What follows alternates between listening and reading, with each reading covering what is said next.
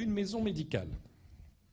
C'est certainement le projet qui me tient le plus à cœur, qui est dans notre programme, puisque c'est une réalisation, hein, on parlait de notre programme tout à l'heure. La maison médicale, c'est essentiel. Je vous le dis, là aussi, les yeux dans les yeux. Je ne peux pas comprendre qu'on s'oppose à ce projet. J'ai le maire de Gravelines, M. Ringot. M. Ringot, il est de couleur politique socialiste, hein, maire de Gravelines. Gravelines qui est une ville riche. Hein. Eh bien, je vous ai ramené, et vous pourrez la consulter, c'est dans son dernier numéro de journal communal. Je lis. Le manque de médecins généralistes est un des grands enjeux actuels relatifs à l'offre de soins en France. Parce que son rôle est celui du professionnel de premier recours, de premier maillon de la chaîne d'un parcours de soins, la question de sa présence sur tous les territoires est centrale.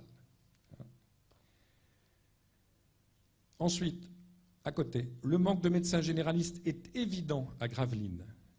Les quartiers de Petit-Fort-Philippe et des Huttes sont particulièrement touchés par ce phénomène, suite à de récents départs en retraite non remplacés.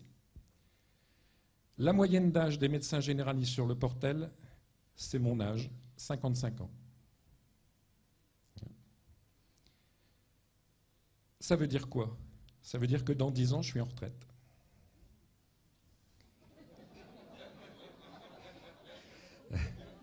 Rassurez-vous, je pense que le gouvernement va nous faire un petit peu de rab. Mais quand même, c'est un chiffre qui doit vous faire réfléchir, ça. Regardez déjà ce qui se passe dans les villages ruraux.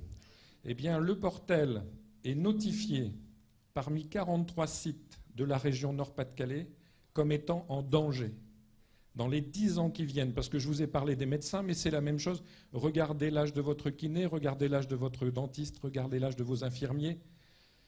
Et posez-vous la question, où seront-ils dans 10 ans? Et les jeunes, vous me direz?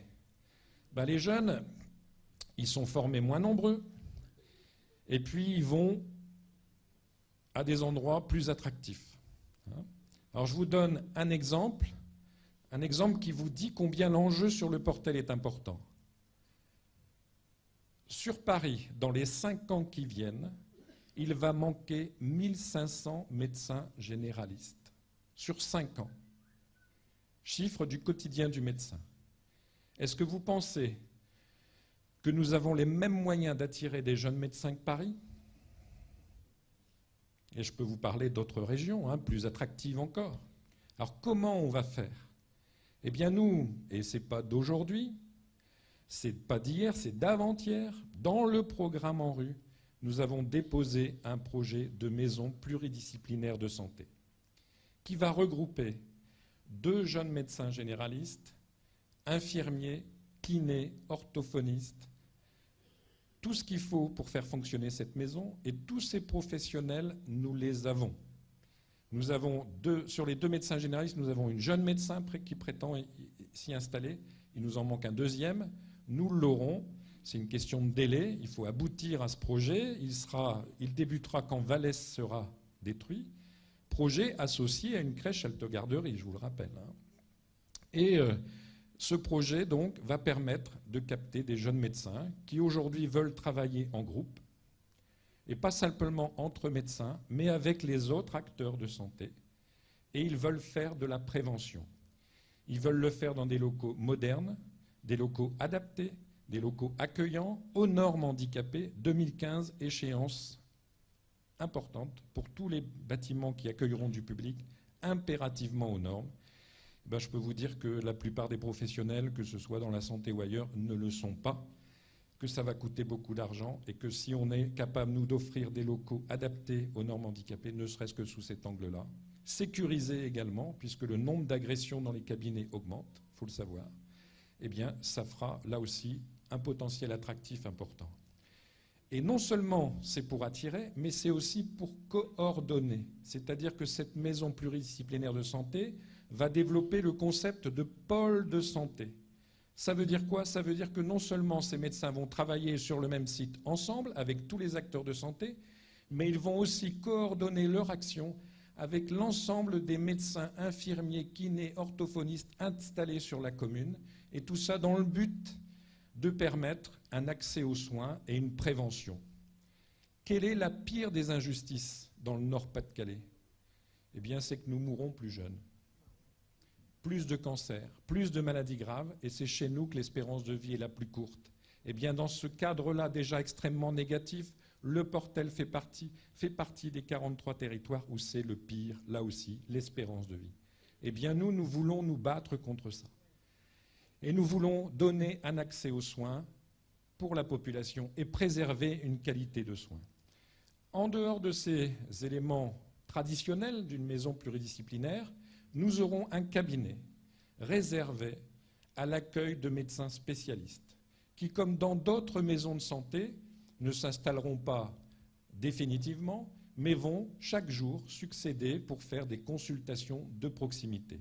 Ça veut donc dire qu'il y aura un cabinet qui permettra d'accueillir un ophtalmo le lundi, un pédiatre le mardi, un neurologue le mercredi, un addictologue le jeudi, etc., etc. Et vous pourrez donc consulter ces spécialistes à Le Portel. Vous savez combien de temps il faut pour un rendez-vous pour un ophtalmo? Je n'ai pas besoin d'épiloguer. Et c'est pareil pour toutes les autres spécialités, de plus en plus, et ça va être comme ça dans les 10 ans qui viennent. Alors, ce projet, on le finance. On a l'engagement de la Caisse des dépôts. On est soi-disant ruiné. Alors, petit clin d'œil, si on était si ruiné que ça, messieurs les opposants, restez chez vous. À quoi ça sert de vouloir reprendre une mairie si la situation est aussi catastrophique? Ils ne pourront rien faire. Donc ils sont partagés dans une contradiction qui me paraît tout de même assez énorme. C'est que d'un côté, on n'a plus de sous, et d'un autre côté, ils veulent y venir, et ils ont un programme et ils dépensent de l'argent. Je ne sais pas comment ils font. Ou ils sont inconscients, ou c'est des menteurs. À vous de choisir. À vous de choisir. Alors, cette maison de la santé, c'est un nouveau paradoxe.